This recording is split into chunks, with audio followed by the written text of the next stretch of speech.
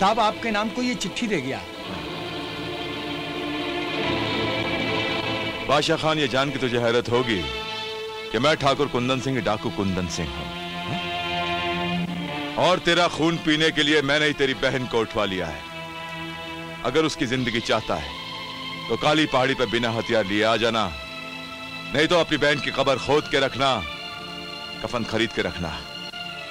तेरा दुश्मन कुंदन सिंह।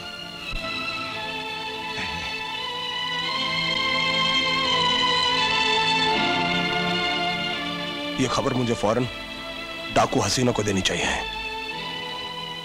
हे भगवान, मेरी समझ में नहीं आता। माँ ने कहा था जिसके हाथ में ये तिल होगा वही तेरी बहनें होंगी। किस किस के हाथ में मैं ये तिल तलाश करूं? कहाँ होगी मेरी बहनें? क्या बात है रामकली, हाथ में कुछ चोट लगी है क्या? ये चोट नहीं, रिश्तों का वो जख्म है जो मेरे दिल में दर्द बनकर रह गया। रामकली, हो सके तो तुम्हारा दिल का दर्द हमें भी सुना दो।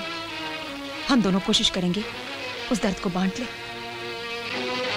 ये दर्द सुनाने वाला नहीं, दिखाने वाला है। देखो ये निशान, ऐसे ही तिल मेरी 2 बिछड़ी हुई बहनों के हाथों में भी है।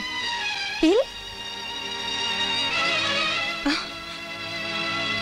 ऐसा ही तिल तो मेरी हथेली में भी है। अरे, मेरे हथेली में भी ऐसा ही तिल है। ये तिल?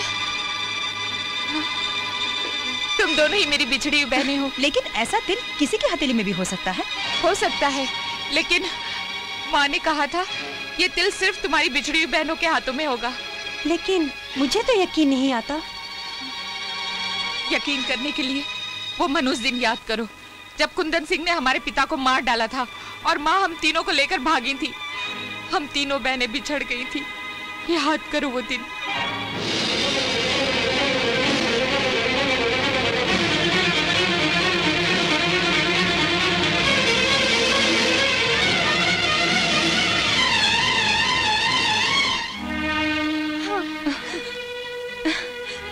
मेरी बहन।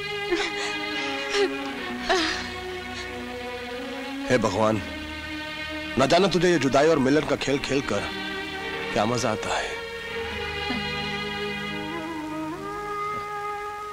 हसीना। क्या बात है बहादुर सिंह, कैसे आना हुआ? डाकू कुंदन सिंह ने बादशाह खान की बहन को उठा लिया है और उसे बिना हथियार के काली पहाड़ी पर बुलाया है। ये तो बहुत बुरा हुआ। एक बात और सुन लो, तुम तीनों बहनों के पिता इंस्पेक्टर अर्जुन सिंह का कातिल भी यही डाकू कुंदन सिंह है। क्या? उस हरामजादे को आज मौत भी माफ नहीं कर सकती। उसे हर हाल में मरना होगा। मैंने जाने का बंदोबस्त कर दिया है। तुम तीनों यहाँ से निकल जाओ, मैं बाद में आ जाऊंगा।